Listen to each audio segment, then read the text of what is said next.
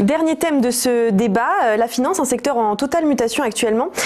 Expliquez-nous, Olivier Babot, comment, selon vous, la finance peut évoluer avec les nouveaux outils digitaux?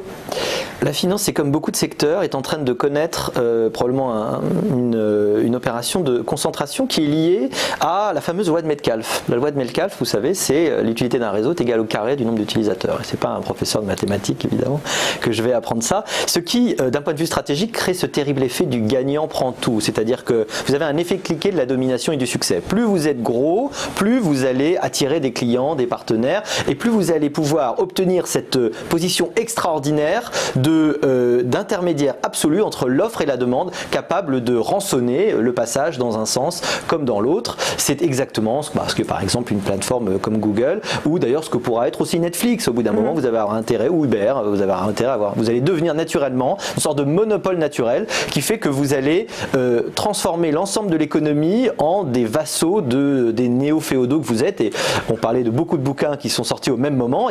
C'est très étonnant, il y a plusieurs aux États-Unis, au moment où j'avais déjà écrit mon livre, des gens qui parlaient, un livre, c'est Kotkin qui s'appelle The Neo-Féodalism, pardon pour l'accent, mais c'est bien ça, le néo-féodalisme. Il parle de néo-féodalisme pour expliquer cette société où le gagnant prend tout et où la concentration est inouïe. Et alors, juste pour donner un chiffre, on sait qu'aujourd'hui, évidemment, Apple, c'est plus que la capitalisation boursière que tout le CAC 40, que vous prenez la capitalisation boursière des sociétés de la tech US, c'est supérieur à toutes les capitalisations boursières européennes. Cet effet de concentration de la valeur, il est absolument inouï.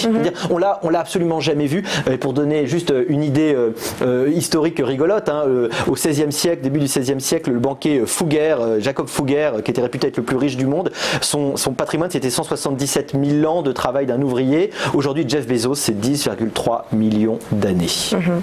Guy, selon vous, il y a quand même beaucoup d'avantages à tous ces nouveaux outils. Je pense à l'intelligence artificielle dans la finance, la blockchain, les néobanques. Quels sont les avantages? Absolument. Alors bon, je suis d'accord avec les éléments que vient de donner Olivier, bien sûr. Mais là, on est dans la macro.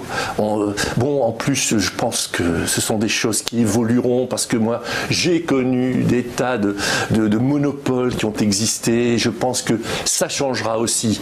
Mais moi, ce que je vois, c'est d'ailleurs, ma société là, a travaillé avec une association de directeurs financiers, c'est que le numérique, comme vous l'avez dit, la blockchain, l'intelligence artificielle, donne de nouveaux outils de performance aux entreprises.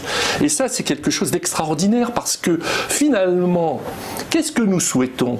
Nous souhaitons que notre économie se développe, nous souhaitons pouvoir créer des emplois, nous souhaitons pouvoir avoir une belle croissance. Eh bien, cet outil dans la finance donne un levier formidable à des directeurs financiers qui ont vraiment besoin aujourd'hui d'améliorer les performances de leurs entreprises. Et c'est le cas, très naturellement, très pragmatiquement. Mais est-ce qu'on pourrait réapprendre à vivre sans tous ces outils digitaux, à votre avis? C'est une utopie? Non, mais je ne crois pas que ce soit un objectif. Surtout, vous pouvez toujours partir au milieu de la forêt et essayer d'y vivre. On se rendra compte rapidement, vraiment, je vais dans le sens de Guy, mais que la technologie apporte des choses extraordinaires. On n'a pas envie de vivre en dehors de ses capacités parce que ça va de pair aussi avec le progrès scientifique, avec le progrès médical. Et si on vit aussi longtemps, aussi en bonne santé et que on est capable d'avoir accès à un confort dont n'aurait même pas rêvé Louis XIV. La vie de Louis XIV, en vrai, c'était dur. C'était extrêmement dur. On ne se rend pas compte combien, il faudrait de temps en temps qu'on se rende compte combien la technologie nous apporte de confort. Mais attention, ce confort n'est donné à un prix, au prix d'une exigence aujourd'hui cognitive, une exigence sur nous-mêmes, une exigence sur le tissu social, sur notre rapport aux autres, qui est plus grande que jamais. Simone Veil disait l'attention, c'est la forme la plus pure de la générosité. Attention à ne pas nous laisser, par exemple, capter cette attention par les objets et continuons à ne pas oublier qu'il y a des choses vraiment importantes qu'à travers la société et les autres. Excusez-moi.